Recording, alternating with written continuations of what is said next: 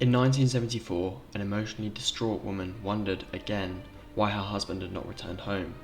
Over the past few months, he had continually told her he'd been working late, but when she finally called his office, they said he wasn't there and had not worked late for some time. Assuming the worst, she went out looking for him and eventually tracked him down to a small, dark basement in the suburbs not far from her.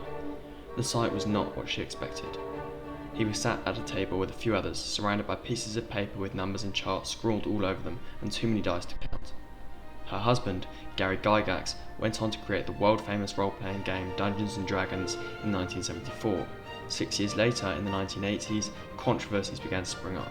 The church accused the game of encouraging sinful tendencies in children, and of course the media ran with this. Before long, there were media articles being written all over the country on how the famous game was actually a recruiting tool for satanic cults, and taught children how to perform dark rituals and sell their souls.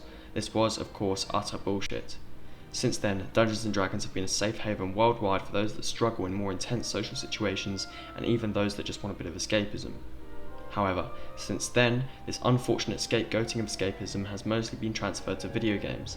In the 1990s, the BBC released a story on how Nintendo games could be used to access porn, violent imagery, and even terrorist recruiting agencies. See any similarities? Only now the cultural zeitgeist had transferred its fear from the devil to terrorism.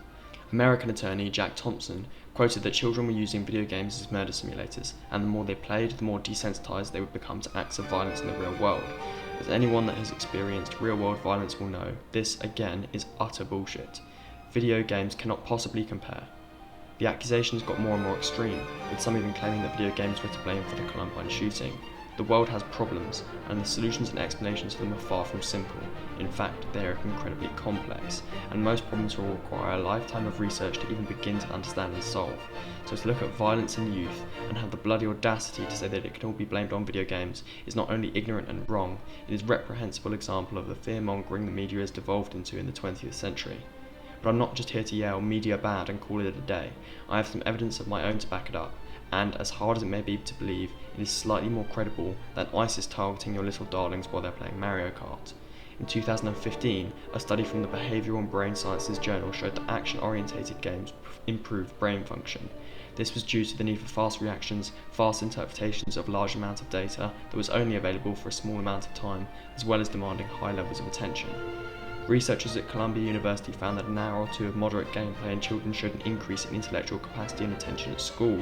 The British Medical Journal studied a game called Sparks and found that it was better at treating depression than the majority of counsellors. A study in brain imaging and behaviour showed that excessive play of violent video games does not cause any desensitisation towards violence on a neurological level. I could go on and on. Video games can also help others, not just the ones playing them. Philo is a flash game that was developed in 2010. While the game itself may seem fairly simple to the casual viewer, the player has to find patterns in a mass of connecting dots and bars. Every time the players find a connection or pattern, they are actually helping the scientific community. These patterns are actually strings of unsolved DNA, and every time a player solves a puzzle, this data was sent directly to the scientific community, bolstering their research into the study of DNA. So play video games, and don't allow any thick as pig shit morning news reporters scare you so they can make a quick buck off their advertising. If you're a parent, allow your children to play whatever they want in moderation. The likelihood is that it will help their mental health and bolster them academically. If you're a child, get informed on the matters I've discussed, and don't allow anyone to stop you from doing what you love to do. And don't forget to bloody like and subscribe right now, or I'll be yelling at no one forever.